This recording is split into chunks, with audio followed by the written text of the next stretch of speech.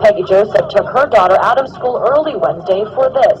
Her emotions ran high following Obama's speech. It was the most memorable time of my life. It was a touching moment because I never thought this day would ever happen. I won't have to worry about putting gas in my car. I won't have to worry about paying my mortgage. You know, if I help him, he's going to help me. Hello everyone, welcome to Global Government News. Today is Monday, July 9th, 2012, and I'm Darko. My website is GGNonline.com and DDarko2012 and DDarko2013 on my YouTube channels. Usually the links are posted in YouTube's video description. I'm taking a break from it. I'm trying to let my wrist heal. It's just really bad. It hurts every day, but it's been getting a little bit better. So hopefully eventually I can get back to the links. Trust me, I don't like not putting those links in there. I mean, that was part of the whole presentation, is the links. You know, I kind of do a brief overview and then go and check out the links. And so, like I said, I apologize for that. It's just if I keep doing it, I'm not going to be able to make videos anymore. So it's as simple as that, because I'll be in too much pain. So, all right. So you just saw that video right there about paying bills, and it says here, scam convinces thousands Obama is paying their bills. So tricksters launch door-to-door campaign. Don't let the heat get to your brain. It says here, thousands from New Jersey to North Carolina to Indiana have been taken in by a scam suggesting that the federal government is willing to cover your out-of-control utility bill. So it says here, in addition to electronically communicating the victims, scammers are sending associates door-to-door, sometimes dressed as utility workers, to inform residents of the fake Obama administration program to hand out pamphlets. It says here they give residents a special bogus bank account information to use in online payments after said residents pony up their social security numbers and personal information as a means of registering for the program. It says here victims are also spreading the scam themselves, telling neighbors about the program after the fake numbers appeared to initially work in Teco's case. So 400 payments went through before it caught on. So it says here, IMF urges Ukraine to hike their gas prices for consumers. The International Monetary Fund again urged Ukraine Friday to raise gas prices for consumers, a sticking point in the resumption of an IMF bailout. It says here the directors of the IMF urged the authorities to gradually increase gas and heating tariffs and enhance payment compliance. Then we have cash-strapped California votes for $68 billion monorail to get federal bailout. So it goes on and it says that California's budget deficit may be $16 billion, up from $9 billion in January. The state's cities may be keeling over and filing for bankruptcy left and right. Stockton and Mammoth Lakes and overall container traffic at the Port of Long Beach may have dropped 7% in May compared to last year, but at least California is about to get its own monorail. So it says here it may not be a monorail, but certainly a high-speed line between LA and San Francisco. And the winners are Keynesians and labor groups. It says here the losers, anyone who has ever taken math for idiots. And the bill was voted 21-16. And it goes on, it says here, while nobody really expects the train to actually be built, here is the real reason for passing the legislation. The bill authorizes the state to begin selling $4.5 billion in voter-approved bonds that included $2.6 billion to build an initial 130-mile stretch of the high-speed rail in Central Valley. So this is kind of interesting. It says here that this will allow the state to collect another $3.2 billion in federal funding that could have been rescinded if lawmakers failed to act Friday. In summary, just passing the bill, it says here that it gives California a $3.2 billion federal bailout, while the actual use of the funds may or may not ever appear. LePage calls IRS the new Gestapo. The governor uses his radio address to attack President Obama's Affordable Care Act. It goes on here, it says the IRS description was a reference to a provision in the Affordable Care Act that requires Americans not insured by their employers or Medicaid to buy health insurance or pay an annual penalty when filing their tax returns. It goes on here and it says that we the people have been told there is no choice. You must buy health insurance or pay the new Gestapo, the IRS, he said. So this is interesting too. It says here, Maine Democratic Party Chairman Ben Grant responded to his remarks saying, we came to expect a bunch of nonsense, but this step is too far. It appears to be no limit to the extreme language he will use to misinform, degrade, and insult people. So he says somebody needs to explain to him that he's the governor of the state and not a talk radio host. Wow, so he actually demands an apology for all those that actually suffered under the real Gestapo. So he's going back to anti-Semitism. So, telecom boss under probe over 35 workplace suicides from July 6th.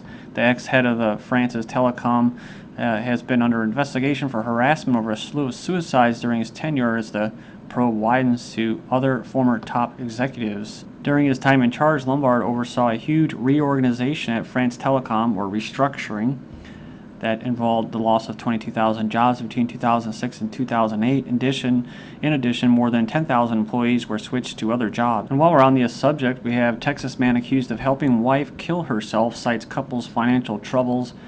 He says here, a jailed Houston man said he and his wife were going through financial difficulties when he helped her commit suicide, according to authorities. It says here, Mark Kelly, 47, called the police Saturday morning after he found his wife dead in the apartment. He was later arrested on state felony charges of aiding a suicide. So it says here that she was found with a book, a 1996 book titled Final Exit, which contains advice for terminally ill on how to end their lives. Followed by this story, chemical suicides create 2 Pennsylvania hazmat scares. So hazmat scares, what the hell? 2 men turned to the internet when they wanted to end their lives this week. They didn't know each other, but both were in their 20s, both lived in Pennsylvania, both had mothers who paid a price in the end. So, on Sunday morning, a Whitehall man in his 20s created a concoction of toilet bowl cleaner, shampoo, and other household chemicals to create a fatally toxic gas. It's unfortunate that they had to put suicide instructions on the internet, Brenner said. I think, yeah, he's the Whitehall Fire Department chief. And it says here, people who have had perhaps a mental problem see this stuff and try to end it all and make troubles for the people who have to get rid of it.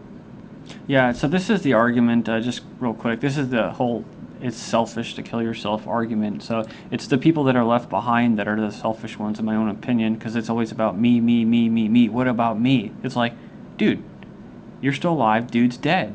You got your whole life. Why are you still dragging on about me, I'm the victim here? You know, you're the selfish one. You want somebody to stay alive that doesn't want to stay alive. But I do find it kind of ironic that you can put a costume on, or a military uniform, and go strapped with machine guns and go kill people that you have no prior beef with at all. You don't know them because, well, it's somebody else told you that they're bad. And you're willing to sacrifice your life for that, not knowing really what it's for or who you're going to kill. That's suicidal, right? Most military members that join the service are suicidal. You have to be to put your life or your, quote, country ahead of yourself, right? That's suicidal. So, but no, that's heroic. So that's patriotism. So that's pretty much it for my whole little suicide rant. The real story behind low and negative interest rates are big banks pushing credit unions out of business. It says here, credit unions serve most Americans better than banks because they generally offer lower interest loans, have fewer fees for memberships than banks, charge for their accounts, and offer better service. Notice that credit unions are relying on interest from loans and saving accounts to stay afloat. It says here they just posted a story about a Danish central bank setting a negative nominal interest rate, essentially saying is punished. It says, yeah, saving is punished with an additional fee. In America, interest rates are also at near historic lows. Dr. Doom, I guess Nouriel Roubini, says the perfect storm scenario he forecast for the global economy earlier this year is unfolding right now as growth slows in the U.S., Europe, as well as in China. The 2013 perfect storm scenario I wrote on months ago is unfolding, he said, or wrote on Twitter on Monday. Then we have this, UK prepare to seal border against Greeks. It says here the UK revealed Tuesday, July 3rd, it is prepared to seal its borders from Greeks and other Eurozone citizens caught up in the fallout of the sovereign debt crisis in the event of extraordinary stresses and strains. You have to plan, you have to have contingencies, you have to be ready for anything, said David Cameron. It says here they've been working on different scenarios. Under the worst case scenario, reports The Guardian, a Greek exit from the euro would provoke a near total collapse in its economy and result in thousands seeking work elsewhere in the EU. This is from the fall, or basically December of last year, 2011. Prepare for riots and euro collapse. Foreign Office warns the British embassies and the Eurozone have been told to draw up plans to help British expats through the collapse of the single currency amid new fears for Italy and Spain. And I don't know if you remember this article as well. As commandos raid Tampa, U.S. State Department demands power to declare war.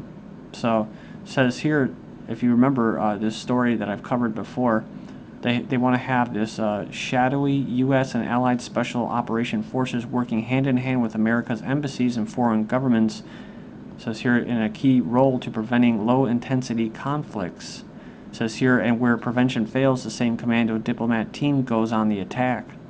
The Secretary of State seemed to inform the conference that the State Department now had the unilateral authority to declare a limited state of war via an expanding liaison with the U.S. Special Operations Forces.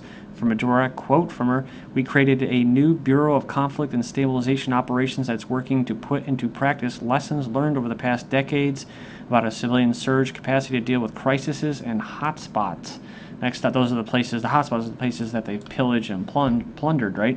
If you're an American taxpayer, these are the most recent defense purchases. It says not even the 4th of July could stop the Pentagon from an absolutely massive week of defense spending. It says that they spent more than $9.2 billion in mere 4 days. That's up from $4 billion the week before. That a big chunk went to commercial shipping, Maersk, all those names that you see on those trains and stuff like that. $500 million to Boeing for the C-17 transition.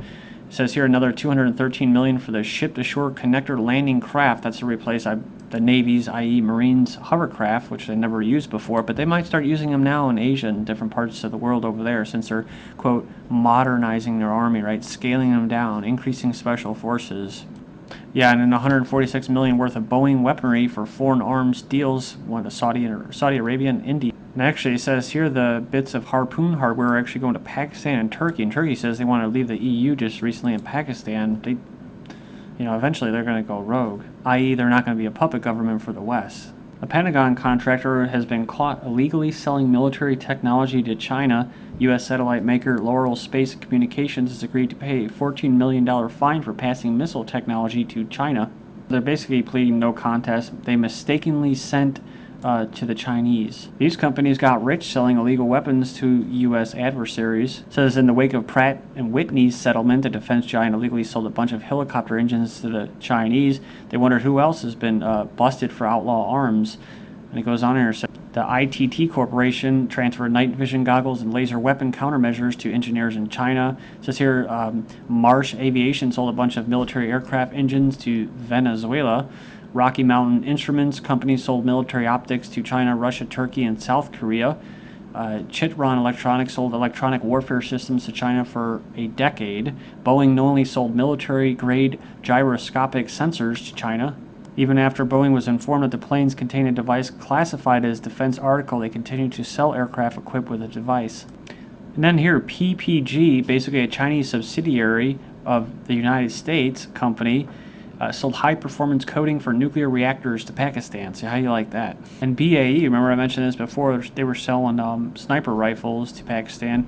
It's a British defense giant. They were charged with including conspiracy to defraud the United States and conspiracy to violate both the Arms Export Control Act and the Foreign Corrupt Practices Act.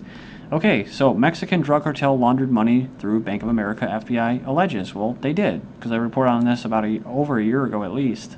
An FBI affidavit filed in Texas last month says that the Mexican drug cartel has been reportedly funneling cash through a Texas-based racehorse business with Bank of America accounts. Yeah, last time it was in the news, I believe it was Wells Fargo. Japan finds major rare earth deposits, says researcher, in the Pacific seabed, enough to supply its high-tech industries for more than 200 years.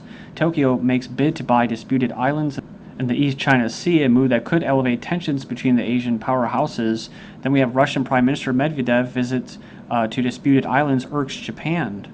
Tokyo wants to return to the islands seized by Soviet troops in 1945 and held by Russia ever since. They said this move could be extremely regrettable and have negative impact on relations.